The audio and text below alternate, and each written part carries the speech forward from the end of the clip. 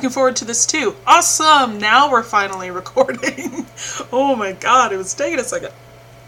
Hope you guys are having an awesome Thursday. Yeah, Chevalier, I will get back to you more about palmistry after the live stream. She had some awesome palmistry questions, so yes, I do, within the next year, I'll do more teaching about different other methods, starting next year. So, if you guys have questions, Chevalier has an awesome thread she started about what different marks mean that you can always add to.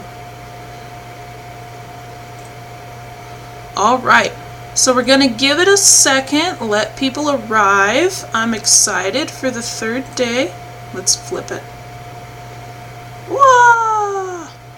Yay!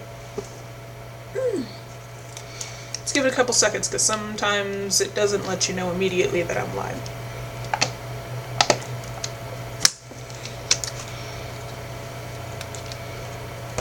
Oh, did you guys know it was Mercury Retrograde? I didn't. Oh, and I've been messing up all week. It's so ridiculous. I didn't know at all. And for those of you who don't know what retrograde means, when a planet seems to move backwards, according to our line of vision, that's when it's retrograde. And that's usually when the effects of that planet are the opposite. So for Mercury, everybody likes to blame poor Mercury because it happens the most throughout the year. It happens like 3 or 4 times. For me, car stuff happens. Like, I fucked up my car tire this week and I bumped into somebody else's car yesterday. Things get delayed, appointments get messed up, so apartment, that's why I'm not in the other apartment, because of Mercury retrograde. But whatever. It happens. Alright, let's get started then. We can start with the two of you, and we'll just keep going. Alright, so we're going over the last part of the Fool's Journey today. And the thing I want you to keep in mind for this is it repeats, okay? So just because it seems like the Fool's Journey is over, it's really not. But you know what I mean. It starts at the end of the cycle and then you go back to the Fool's position. So, let's get started. Alright, the devil. And it was so funny, sometimes I'm not only a clairvoyant, so seeing things visually, as you guys can tell with me talking about movies and theatrical things.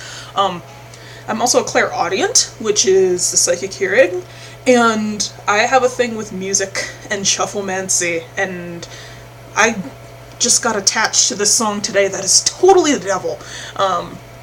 I will go on a tangent if I go into it, but the devil is all about manipulation, and some decks, it shows the shadow side of something. So like, the devil for me, whenever I see it come up, it's always in a love reading, and it's always you're in a situation with somebody that clearly you aren't supposed to be together, but the sex is fantastic, so you stay.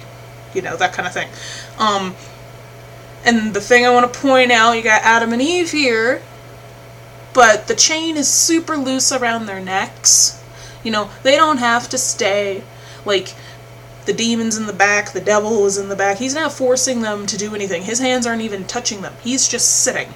He's not forcing you to stay at all. You can take that loop off. So, like, if the devil were to have a baby, it would be the 8 of Swords. Because the 8 of Swords is very similar. And a little bit of the 9 of Swords. Because it's dramaticism that seems necessary at the time, you know, you want to swoon and lock yourself in your room and cry, but if you take the blindfold off, if you leave the room and take the chains off, then you look back and feel really silly about the situation, you know? Chevalier says, I was told I'm clairaudient as well. Awesome! Yeah, if clairaudience, we're really going to get into the different types of clairs and more psychic development next year, because that does go hand in hand with any type of divination that you do in this group. Hello, Katrina! Hi, hi.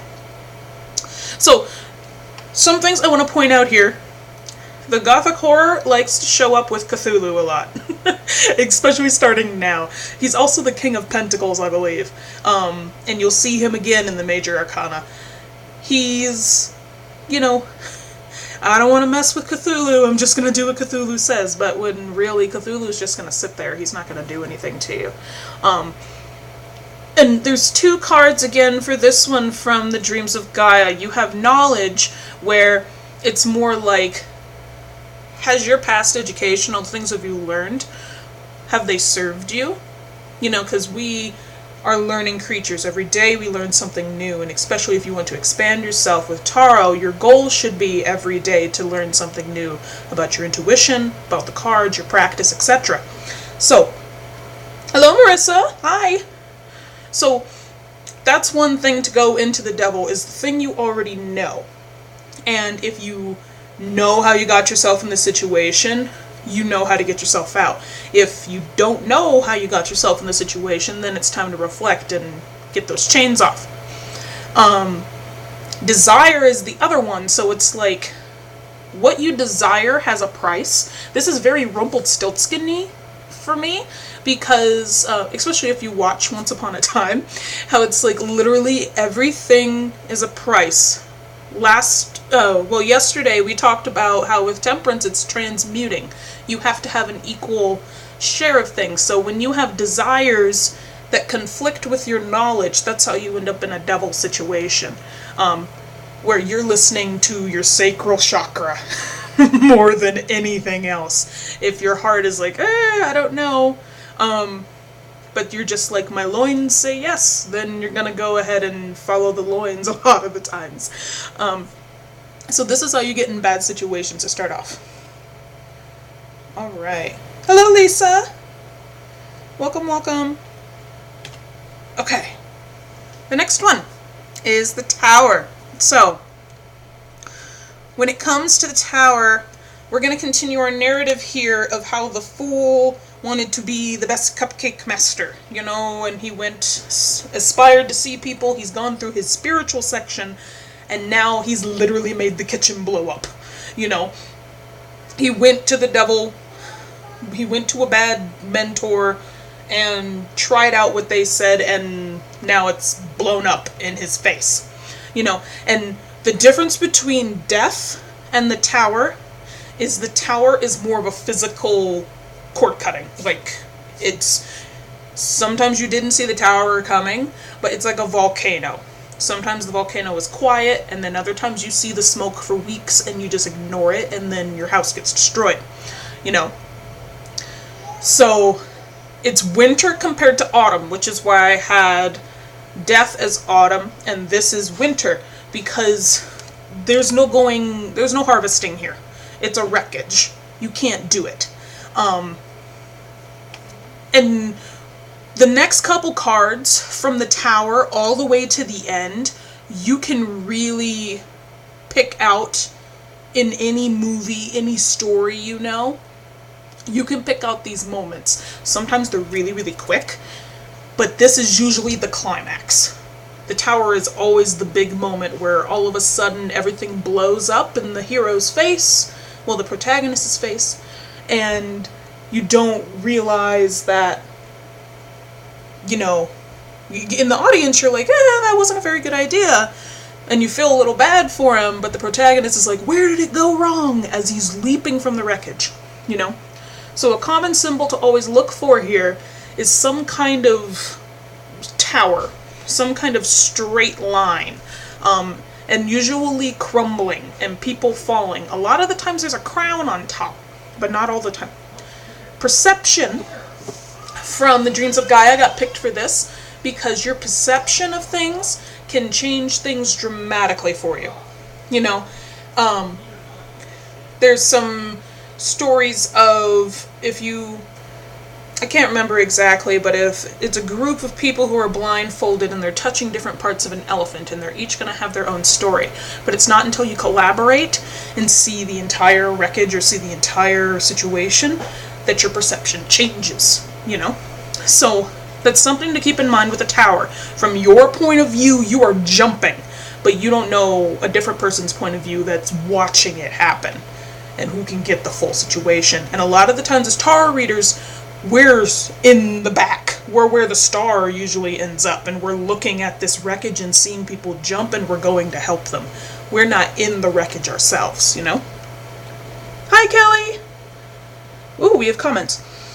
Marissa says, it always feels like when the devil is the good card, it feels like I really have to get absorbed into whatever it is to the point where it's almost draining. Sometimes, yeah. Sometimes that devil part of you have to let go. You have to stop thinking so much and you need to start feeling. Because that can be the imbalance with a lot of people who are air-oriented, is they have issues connecting to that water. So throw the devil in there, have a little bit of fun, get some liquid courage, and you're going to have fun. And you'll get a little bit more connected with who you are. Anna says, Tarot of the Siddha shows a female where her mask blows off and we see all the energy coming out from her head. Explosive. Yeah, that's really cool. That actually reminds me of one of the minor cards. I think it's the 9 of Air in the Dreams of Gaia. I think I may have pointed it out, where this woman is holding a mask underneath. And on top she has this blindfold and you can see her crying, but she has her mask down there, and it's all about show your authentic self. That really screams that for me. That's really, really cool. Because a lot of the times, the Tower, when I get it, it's always an explosive argument. It's a fight that was coming and it needed to happen. Your ego is blown, which is why I put ego here. And it's traumatic afterwards. You know, you're not going to be the same after a Tower. In Major Arcana, this is why these type of cards that we're going to talk about today always deal with timing for me. And more, this is a big life event. This is going to change how you perceive your relationships throughout your life. This is going to change how you interact with yourself and other people, you know. And the Tower is a huge one for that. Because if your ego's blown, but it's reversed, and you don't want to accept that the Tower's blown up, you're really going to prolong it for yourself, you know. And it's going to make it worse. So, alright. Okay, the Star. So, the Fool has made a fool of himself, blew up the bakery, and had to literally jump from the wreckages and nothing salvageable. That's why usually the Star is naked, or in very little clothing. Because if a house is burning down, you're not going to grab all your belongings, unless you're really stupid. That'd be a reverse Tower. Don't be stupid and do that, and try and salvage it. You need to go and cleanse yourself. You need to go to the river and wash all of that off. Oh, Savali says, I always feel like the Tower is good in a way. It's sort of a cleansing, a reboot. Yes, all of these are essential. Like, the Devil is essential. The Tower is essential. Death is essential. Otherwise, you can't ever learn. And that is something... That's why when we did the workshop last month for shadow work, I went over these kinds of cards, because a lot of people are terrified of the Tower and getting it in a reading because they think then, you know, all hope is lost. And it's like, no. It's something necessary that needed to happen. You're not going to like it for the time being, but looking back, like if you give yourself some time to heal and go through the Star, then you're going to accept it more, and you're going to see how you've grown a little bit, you know? And the Major Arcana cards can take place for any indeterminate amount of time. If you really want to get into the symbolism and the imagery, you could say, you know, the 8 stars in the star count for 8 weeks or 8 months or however long you need to heal. You could get really picky with that, but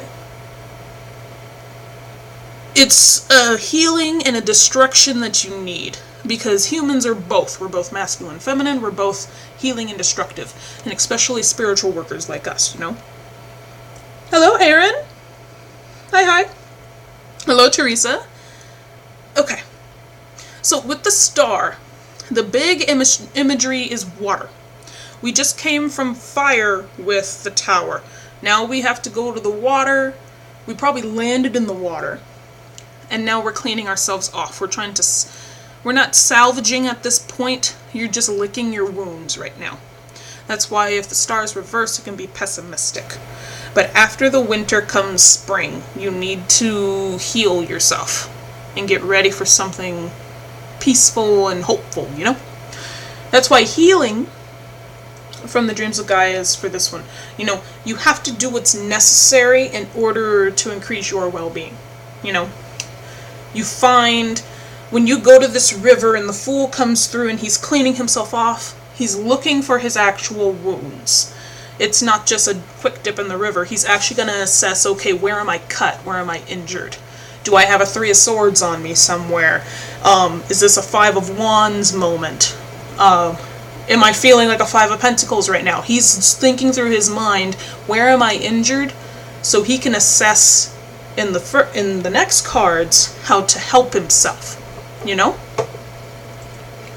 Let's make sure it's still going. Okay, it is. Awesome. So, that's something to keep in mind with the star. Not a lot of action takes place except for assessing your wounds. Think of it in all the phones today. Think of it in a literal taking care of yourself.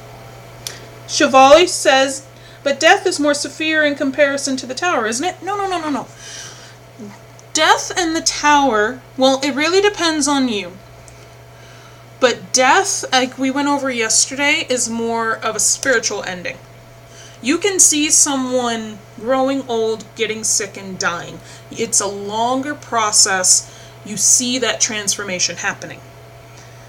Anything can blow and combust at any moment. You aren't always prepared for that.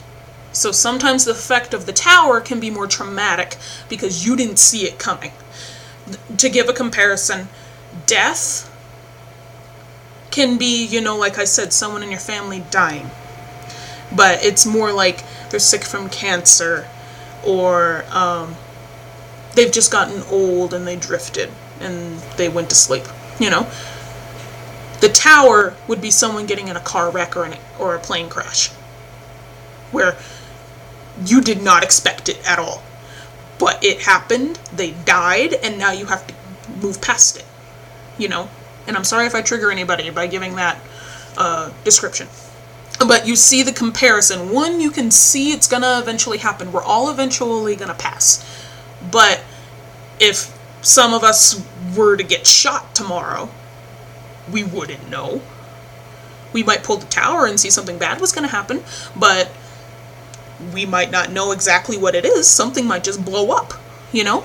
So there's a little bit of a difference in how death plays out and how the tower plays out. Does that make sense, Chevalier? Let me know if it doesn't. So death is slow, tower is sudden. Yeah. Tower you don't always expect. This is why a lot of the times for the tower in love readings, people will think things are hunky-dory and that things are going wonderfully, they're in love, but they don't see that the other person's about to break up with them because they're just not feeling it anymore.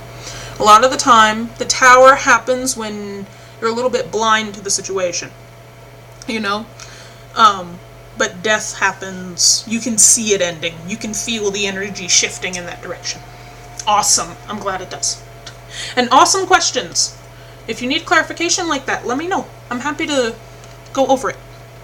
So, one thing to do with the star, nurture your passions and take pleasure in yourself again.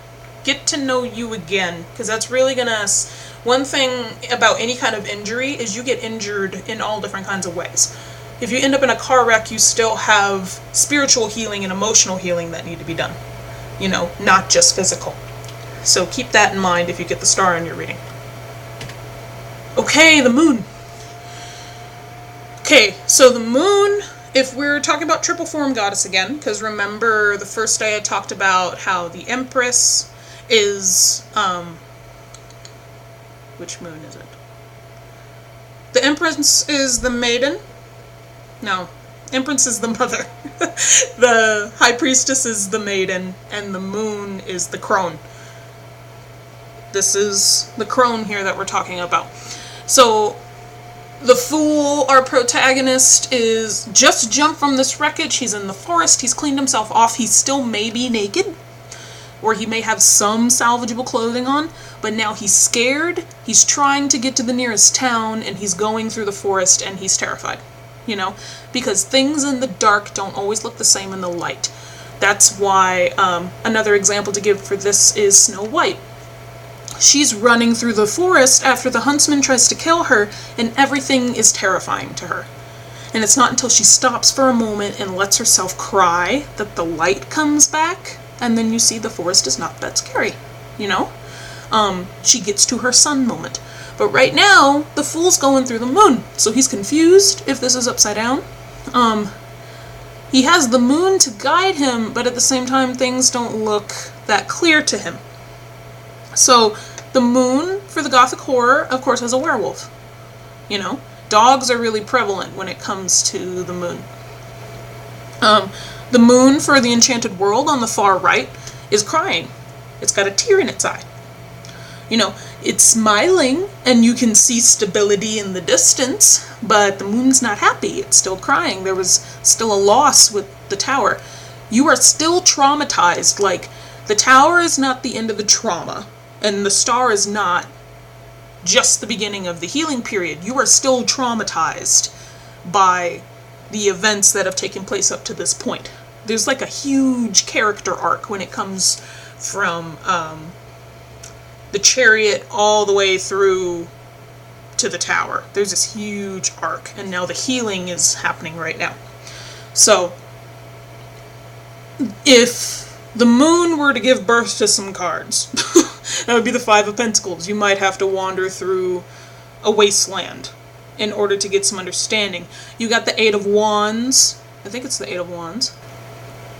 It's the 8 or the 9 that's standing there, wounded, holding all the wands up, and he's trying to hold his ground, but you can tell he's injured.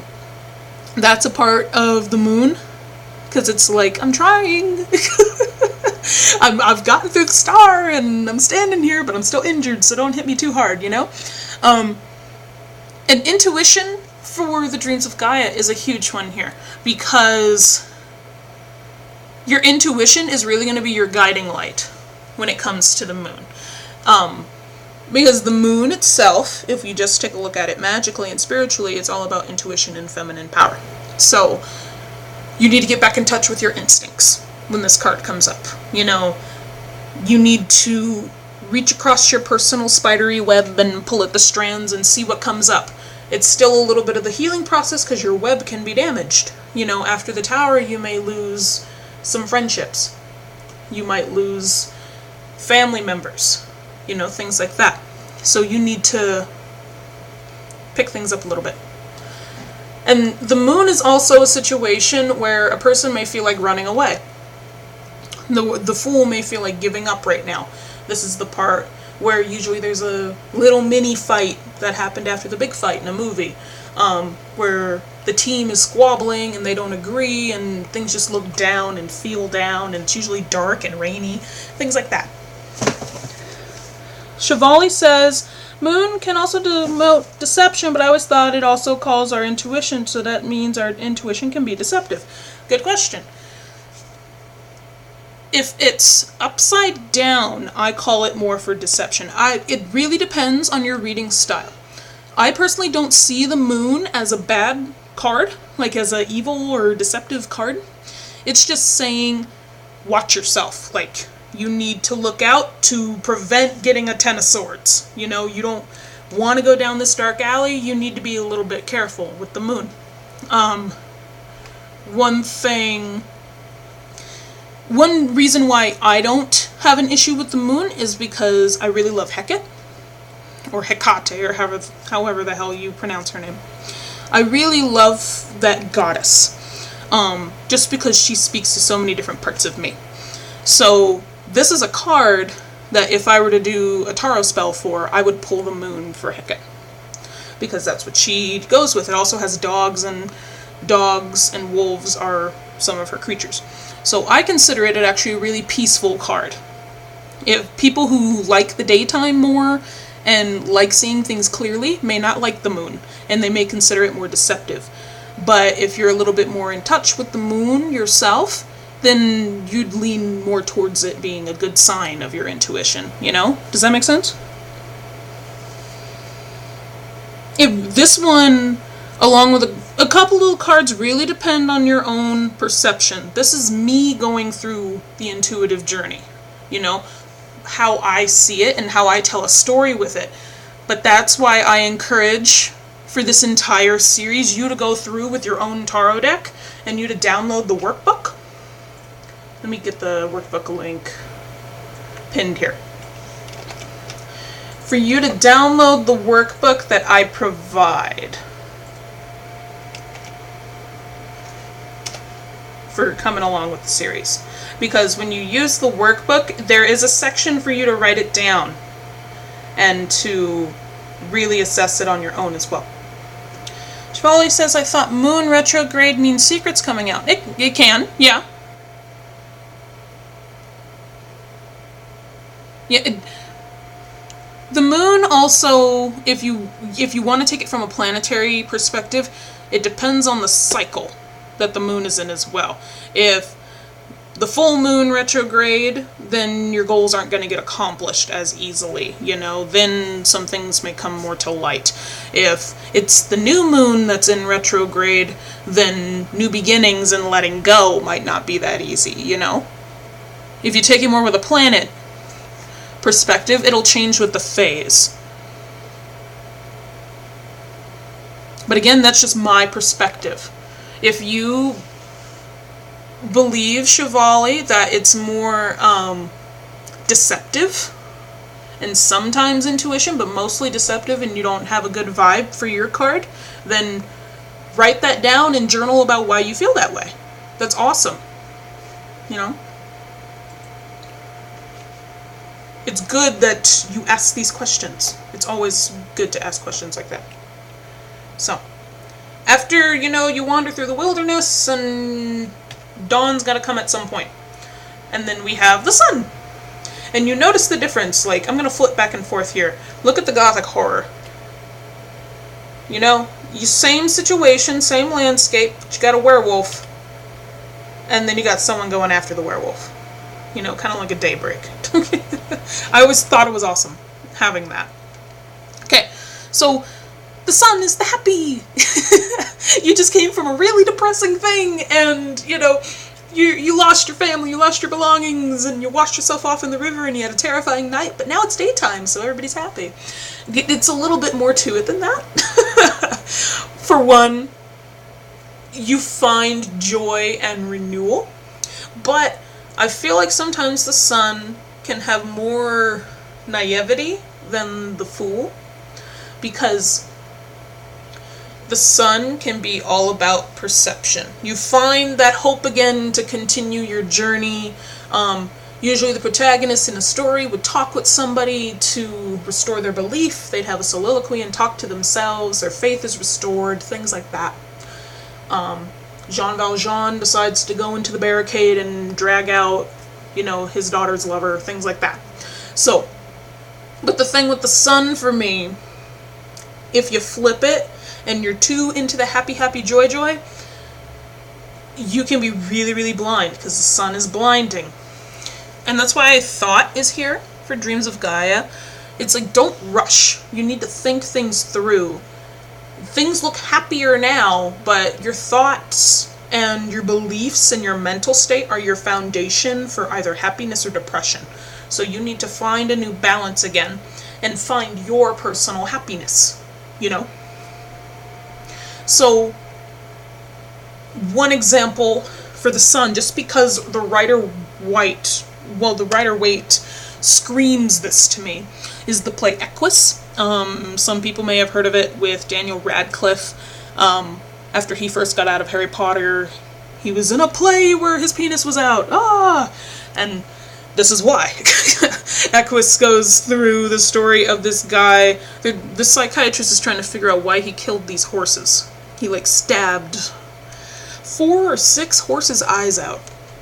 Yeah, it's fun. It's actually, he's going through it, and it's like, throughout his childhood, he began to worship horses, and there is a specific scene where he rides through naked on a white horse, and he thinks the horse is talking to him, and all this kind of stuff, and he blinds the horses because he was starting to have sex with this girl in the stable, and he thought the horses were disapproving of him, so he blinded them so he wouldn't have to deal with it anymore.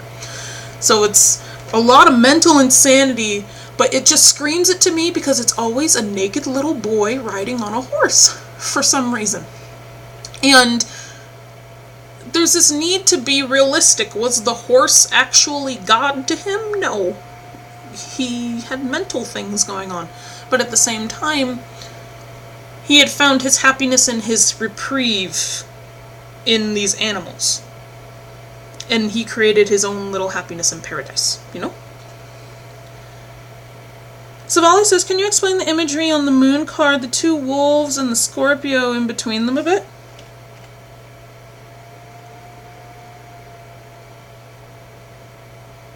Two wolves and the Scorpio. Oh, on the Rider-Waite. Well, like I said, wolves are connected with Hecate, which is why I see it there. A lot of the times wolves denote loyalty, and so whenever a wolf is calling to the moon, it's usually because they sense something energetically going on, because dogs have better senses than we do. The Scorpio, I honestly don't know very much about astrology, so that would be an awesome thing for you to look up, because depending on because the way that this was connected, when I looked up the zodiac for all the cards, this was connected literally with the moon. And it didn't connect to the zodiac sign for Scorpio. It connected more to, what was it, Libra? I believe it was Libra. But it can be a little bit wonky for these. We talked about yesterday how Justice should have been Libra, but it was really underneath something else. I think it was under Saturn. So that would be a good research point for you, Shivali, to look that up and write it down and then share it in the thread for today that I post. Marissa says, I tend to look at the moon as intuition if it is in a good layout position, deception or secrets in the unknown if in a good layout position. So it depends. Yes, it does depend. That's an awesome point. Your spread will denote whether or not it's deception, and so will the question. That's awesome. Thank you for mentioning that, Marissa. So yeah, with the sun, happiness, joy, friendship, achievement, but watch for the naivety. Sometimes you can be a little too optimistic. Anna says, in some books I've read, it's a crayfish or something like that crawling out of the mud coming into light. Something like in that way a long time ago. That's a good way to think of it, though. So perhaps then the fish coming out, the crayfish or the scorpion or whatever it is coming out of the mud in the moon looks scary, but really it's just, trying to find its own way as well. Kind of like a lotus popping out of the mud. They grow in the mud, but it's something beautiful coming out. So it's like the moon created something that seems to be dangerous, but so it looks like a scorpion, but it may be a crayfish. And it's not that scary. That's a good point. Awesome. Alright, Judgment. Judgment's tricky too. It's like all of these cards happen simultaneously sometimes, and it really throws you for a loop. So, Doomsday or Paradise. Sometimes I look at this card and I'm like, I feel like this is worse than Tower sometimes. But then, growing up Christian and, Revelations, fireballs are going to come down from the sky, and the dead are going to rise, and it's... Ugh. So sometimes, to me, it feels like the gothic horror there, where Cthulhu's coming out and is going to kill you, But other times, it feels happier, like the Enchanted World, because that one looks pretty happy, And whenever I look at the traditional keywords, it's more for spiritual awareness and reflection. And I can kind of see it because you look back over the journey that the Fool has had so far and all the things he's learned. This is usually the preparing, well, the moon is more, the sun's preparing for battle. Judgment is actually the protagonist going back into battle to fight their demons. So the movie role models where everybody dresses up as Kiss, they bring a Minotaur freaking truck and they go LARP to make it really silly. And so they go and battle literally sometimes, and sometimes it's more of an emotional battle and they stand up to somebody. So this, it really can depend also on the spread. Sometimes it's a really good sign, sometimes it's karma, you know? And it deals with Pluto because it can be a death also in some ways because it's karmic. You know, you get what's coming to you. So this one has integrity with it because this woman is laid bare. You know, if you looked really close, you can see, you know, the areolas in the bush. You can see everything. And her thing is just like, you need to walk your walk. Be truly, authentically yourself. And that'll depend on how the scales tip. You know? So, you need to be the best person you can be when it comes to judgment, because at the end of the day, if you take this from a, you know, godly standpoint, from a Christianic standpoint, only God can judge you. Only the angel's going to come for you and either smite you or you get to go to paradise, you know? So it really just depends on what you believe. But at the end of the day, even as a reader, you need to be truly authentically yourself. Get in touch with your intuition. Okay, what does this card authentically mean to me? Why? What bad experiences have I had with things that I associate with this card? What are the good ones? How can I change my perspective depending on the deck? You know? Chevalier says, I always thought that the wolves were scared of the moon. Notice those droplets falling from the moon, and their stance in Scorpio seems like a poor guy who finds himself somehow caught between the two. I hope it makes sense. It does! And that's a really good perspective to have on it.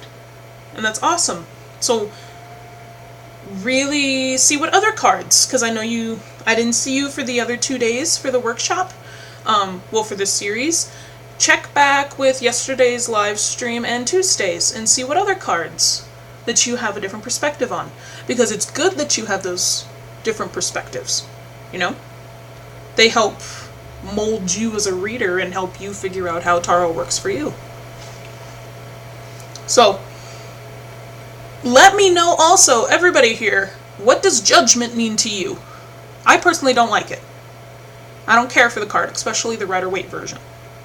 You know, but when I get integrity, I like it a little bit more. I can understand that concept and being true to your authentic self, and that your actions have consequences if you aren't authentic, than I do a giant red and black winged angel coming down to kill everybody.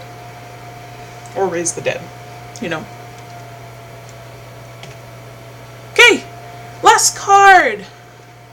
I know it's been such a journey, and the big thing with this is, you know, the Fool went in and slayed his monsters and baked his cupcakes, and they're magical and they shoot sparkles, and there's a unicorn that gives birth out of it, and it's just a fantastic freaking cupcake. Gordon Ramsay gave it the stamp of approval, and everybody's celebrating now. And you've come from the wreckage of the tower, and you don't even need clothes anymore. Just, you get a reef. And, you know, it's all about you completed your goal. Now it's time to go back, get supplies again, and start again on a different journey. And so we can see this in all the cards. Okay? So like I said at the beginning with the Fool, when Alice was in blue for the Gothic horror, now she's in red. She's slayed the Jabberwocky, and I would not want to fuck with her, you know? She doesn't care anymore, you know? The Enchanted World, I get an Olympian vibe. They're how, for the Olympics, when people were revered athletes, they would be painted in bronze and gold. they died afterwards because that's not healthy, and, their pores couldn't breathe. But, it happened. And I get that sense of running through painted in gold, celebrating your accomplishment. Faith is a huge one here. If you didn't believe in yourself throughout this whole thing and didn't have your faith tested, you wouldn't have truly gone through the journey. With every fool's journey, no matter where you start, you're going to have your faith tested in yourself and in your personal beliefs and beliefs of other people at some point. That's what makes a good tarot reader. That's what makes you a good human, is testing your beliefs. But the big thing is doubt breeds mistakes. That's how you get the tower. That's how you get the devil, falling into those situations where it's obviously a mistake and you're not supposed to be here. That's when doubt comes in. The hermit can even be a little bit of doubt because you separate yourself for so long. Like, I can't aspire to be the chariot, I can't aspire to be the magician because I'm obviously not good enough. So you fall into a bit of a lapse for a while for it. Okay. And a big thing for faith also, which is why that card is so crowded, and usually all the world cards are so crowded, is you're not alone. You have all the forces of nature behind you.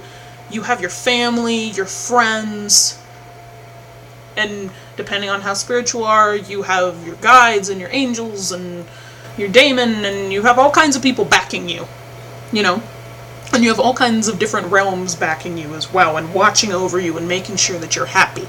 So, it's a matter of whether or not you personally believe in yourself. Because someone can tell you you're pretty all day, but you need to make that realization of, yeah, I'm beautiful in my own way. So, the brief bit of hope that does come up in the sun, with the little boy on the horse, it comes to full fruition with the world. This is the end of the story that is satisfying. This is the crescendo of music with the parade and, Princess Leia knighting you, and, well, not Princess Leia, but you know what I mean, Star Wars, big celebration, you get all that.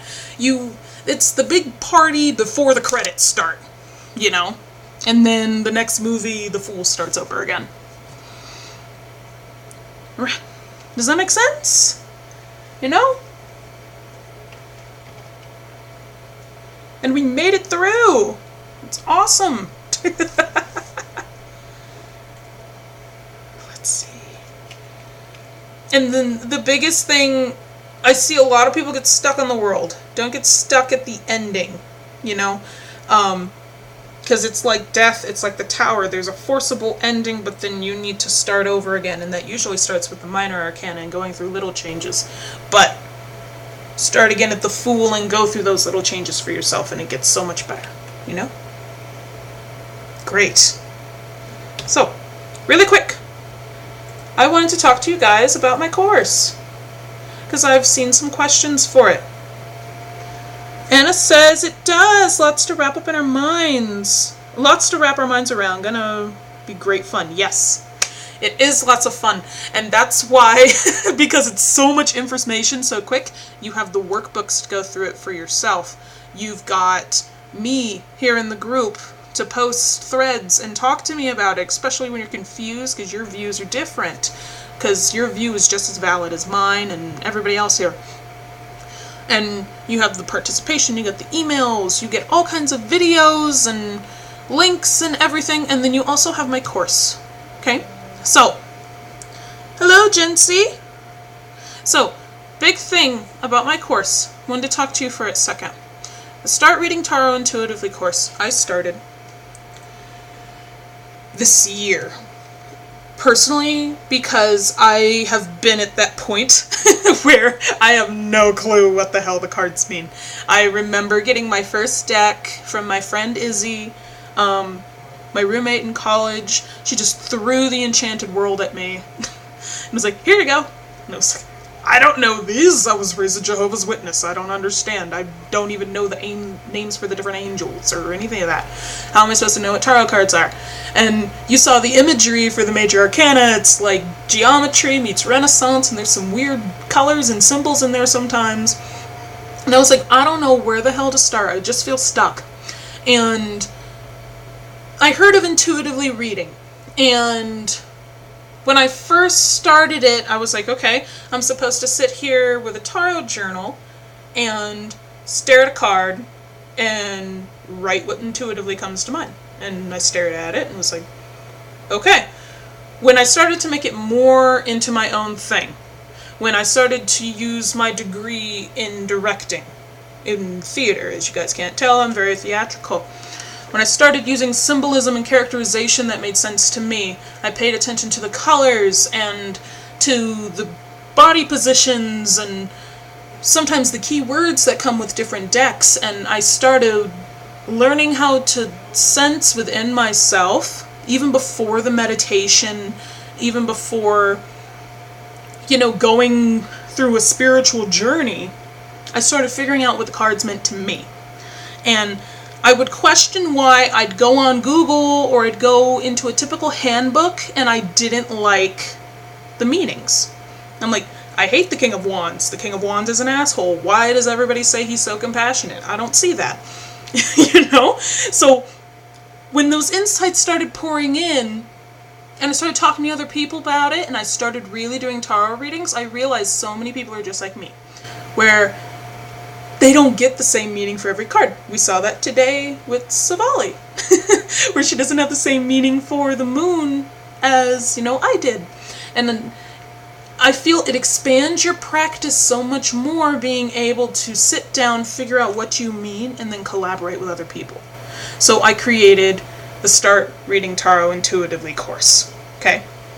So I made my own system for interviewing a deck, no matter what the deck is, in a fun and easy way.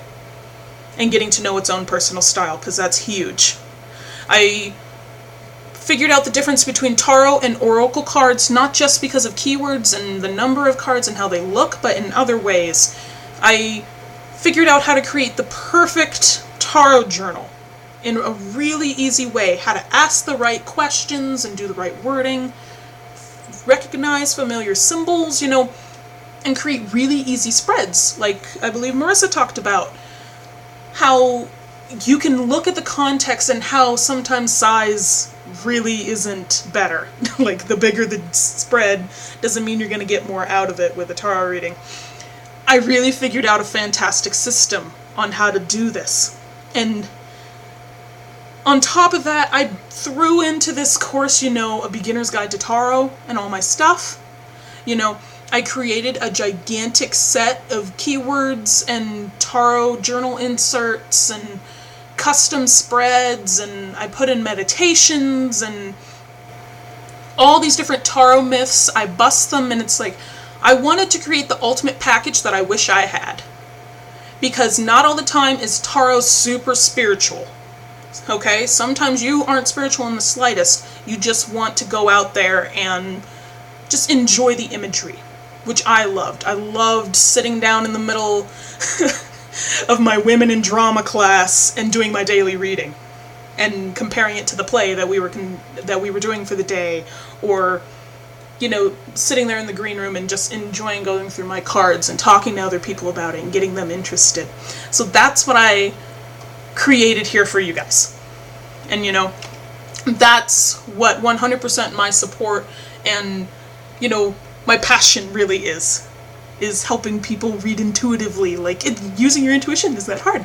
So I have an offer for everybody here that'll last until Sunday, that you get the course right now for $47, which is a hell of a lot less than what it should be. Because I have it's a $197 value, because you get over 10 hours worth of content, you get a Facebook group, you get me anytime, any day, you get all the courses emailed to you right now, and then later on, when it turns into a membership site, you get access to that, you get all kinds of stuff.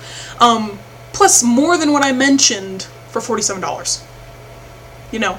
And then for those that need a little extra coaching, I have a coaching package as well, you know, and that is $397, you know, and that's us meeting every 2 weeks for 2 months, and we go over all your questions in the course. We go over everything. In the future, I'm planning on doing, you know, calls for the group, well, for people that are in the course, and just really getting to the heart of you figuring out your own unique style. And, you know, and not only that, but all the workshops, because there's going to be more workshops, you'll get all that for free with the course too. So you don't have to worry about signing up for an email list. You'll get it after it's over, you know? And even if you don't take it, I'll still be here. But if you really want 100% of my time and my energy into coaching you, into helping you develop a practice, grab the course. Okay? And links will go up for it afterwards. If you got questions, message me, okay? Alright, so I hope you all had an awesome time for this series. I know I really did. It was super fun. And I liked being able to talk to you guys about all of this. And go through this journey with you, because it really is a journey and you get to figure out what it means to you. So, I hope you guys have an awesome rest of your Thursday, and I will see you in the Facebook group. Bye.